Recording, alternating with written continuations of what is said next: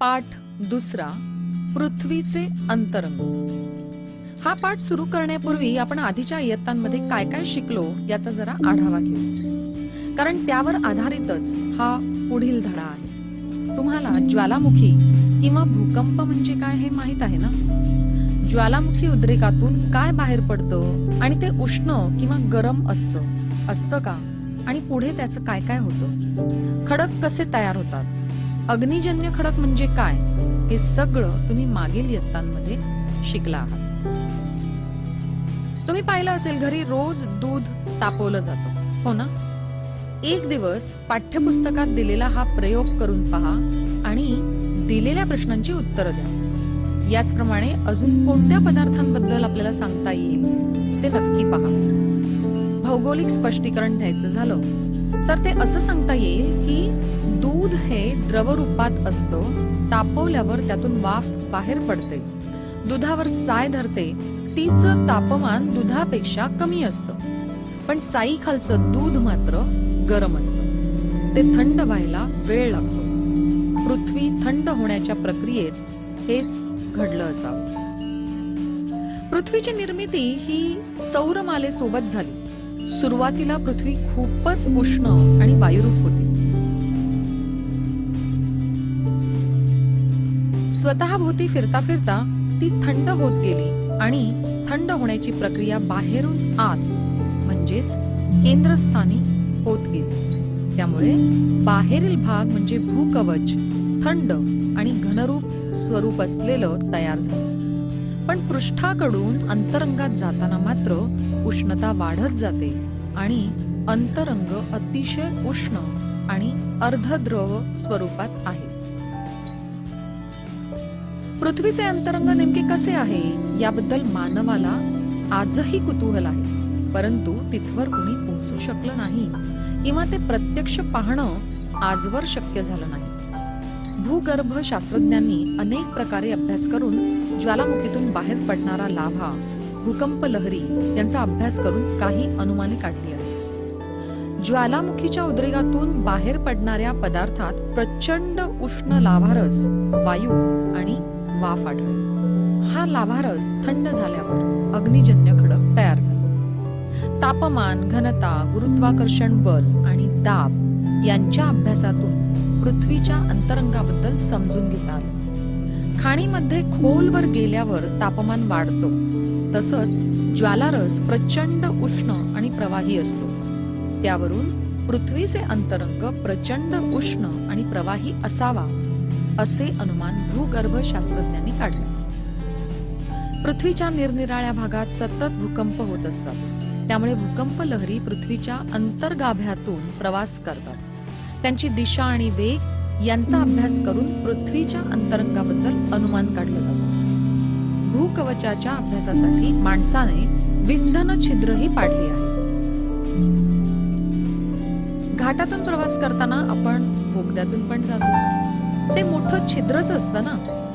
आपण एका बाजूने आत शिरतो आणि दुसऱ्या बाजूने बाहेर निघतो. जरा विचार करून पहा की पृथ्वीच्या एका बाजूने खोल खणत जाऊन दुसऱ्या बाजूने आपल्याला बाहेर पडता येईल का? पृथ्वीची निर्मिती आणि प्रारंभिक अवस्था याविषयी काय माहिती दिली आहे पुस्तकात, वाचलीत तुम्ही? पृथ्वीचे अंतरंग समजून घेण्यासाठी पुस्तकात एक छोटीशी कृती दिली आहे, ती करून पहा. भौगोलिक स्पष्टीकरण. पृष्ठभागाकडून गाभ्याकडे जाताना तापमान आणि घनता यात बदल होत जातो. याच बदलांच्या अनुषंगाने पृथ्वीच्या अंतरंगाचे 3 विभाग पडतात: भूकवच, प्रावरण आणि गाभा. भूकवचाचे 2 भाग, खंडीय आणि महासागरीय. प्रावरणाचे 2 भाग, उच्च प्रावरण आणि निम्न प्रावरण. तसंच गाभ्याचे 2 भाग म्हणजे बाह्य गाभा आणि अंतर्गाभा. भूकवच पृथ्वीचा सर्वात वरचा घनरूप स्तर, जो सगळीकडे सारखा नसतो. सरासरी जाडी ही 30 ते 35 किलोमीटर मानली जाते. भूकवचाची खंडाखालील जाडी 16 ते 45 किलोमीटर, पर्वत श्रेणींखालील ही जाडी 40 किलोमीटरहून जास्त आणि सागर तळाखालील जाडी 10 किलोमीटरपेक्षा कमी असते. भूपृष्ठाखाली जसजसं जावं तसतसं तापमान वाढत जातं. प्रावरणात ते कमी होतं व गाभा क्षेत्रात पुन्हा हे तापमान वाढतं. पृथ्वीच्या केंद्रस्थानी सुमारे 5,500 अंश ते 6,000 अंश सेल्सिअस इतकं प्रचंड तापमान असतं. भूकवच हे प्रावरण व गाभा यांच्या तुलनेत कमी जाडीचं असून त्याचे 2 भाग पडतात. खंडीय कवच हे मुख्यतः ॲल्युमिनियम व सिलिका या मूलद्रव्यांनी बनलं आहे, म्हणून पूर्वी याला सियाल असं म्हणत. घनता 2.65 ते 2.90 घन सेंटीमीटर इतकी असून याची जाडी सरासरी सुमारे 30 किलोमीटर इतकी आहे. ग्रॅनाइट दगड या थरात आढळतात.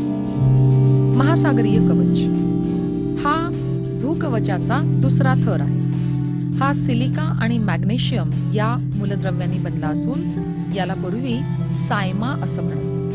या थराची सरासरी जाडी 7 ते 10 किलोमीटर इतकी आहे. याची घनता 2.9 ग्रॅम घन सेंटीमीटर ते 3.3 ग्रॅम घन सेंटीमीटर इतकी आहे. या थरात बसाल्ट व ग्रॅबो हे खडक आढळतात.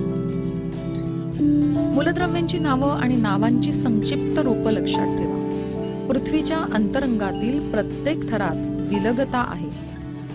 ही विलगता कोणकोणत्या शास्त्रज्ञांनी शोधून काढली ते पुस्तकात दिलं आहे, ते वाचा आणि लक्षात ठेवा. प्रावरण भूकवचाखालील भाग किंवा थर म्हणजे प्रावरण. या प्रावरणाचे 2 भाग असतात, उच्च प्रावरण आणि निम्न प्रावरण. उच्च प्रावरण जास्त प्रवाही असून इथे शिलारस कोठी आढळतात. ज्वालामुखी उद्रेकादरम्यान हा पृथ्वी पृष्ठावर येतो. हे दुर्बलावरण असून भूकंपाची केंद्र याच भागात आढळतात. भूपृष्ठापासून सुमारे 42 किलोमीटर खोलीनंतर प्रावरण असतं. प्रावरणातील या अंतर्गत शक्तींच्या हालचालींमुळे पर्वत, द्रोणी, ज्वालामुखी व भूकंप निर्मिती होते. इथे तापमान 2400 ते 2900 एवढं असतं. येथील खडकांच्या घनतेत व रचनेत एकाएकी बदल होतो. प्रावरणाची खोली साधारणतः 2870 किलोमीटर असावी असा शास्त्रीय अंदाज आहे.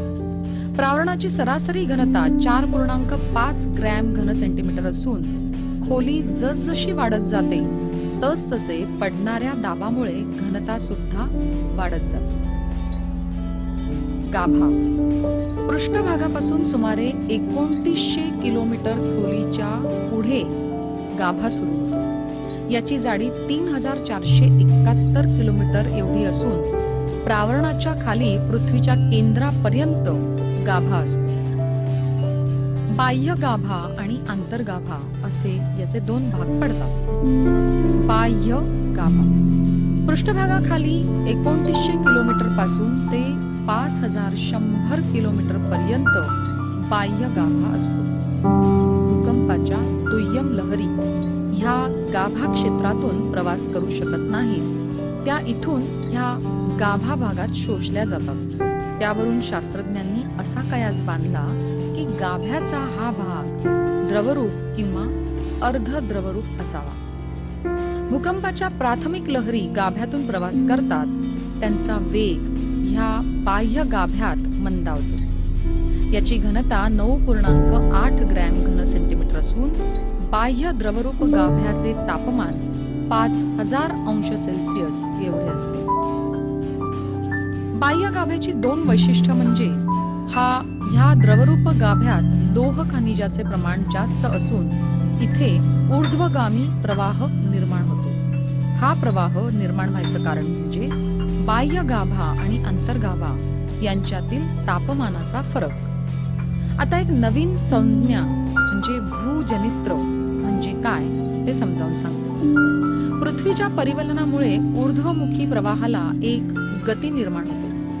या सर्पिल भोवऱ्यांमध्ये चुंबकीय क्षेत्र निर्माण होते. यालाच भूजनित्र असं म्हणतात. हे पृथ्वीचे चुंबकीय क्षेत्र पृथ्वीच्या बाहेरही खूप अंतरापर्यंत कार्यरत असते. त्यामुळेच एक आवरण निर्माण होतं.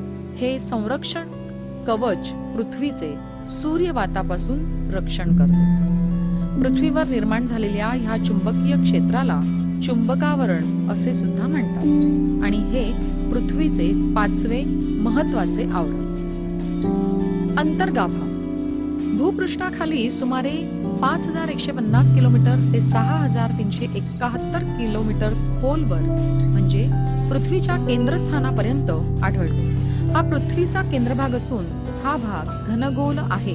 याची घनता सुमारे 13.3 ग्रॅम घन सेंटीमीटर असून इथे लोह आणि निकेल ही मूलद्रव्ये आढळतात. निफे असेही संबोधले जाणाऱ्या या भागात प्रचंड दाबामुळे येथील घनता खूपच जास्त आहे. येथील तापमान सुद्धा सूर्याच्या बाह्य पृष्ठभागा एवढे असते. पुस्तकात यानंतर दिलेल्या आकृत्या त्यांचं निरीक्षण करा. दुय्यम लहरी, प्राथमिक लहरी, गुरुत्वाकर्षण बल या सर्व गोष्टींविषयी तुम्हाला दिसेल आणि त्यांची विलगता शोधता येईल. अंतरंगाच्या घनतेचा वक्र तुम्ही पाहिलात तर लक्षात येईल की पृथ्वीच्या पृष्ठभागापासून काही खोलीपर्यंत गुरुत्वीय बल वाढतं. त्यानंतर ते कमी होत होत केंद्रापाशी शून्यवत होतं. आता पृथ्वीच्या अंतरंगाबद्दल तुम्ही तुमच्या शब्दात परिच्छेद लिहू शकाल, हो ना? जागतिक वसुंधरा दिवस म्हणजे काय आणि तो कशासाठी साजरा करतात?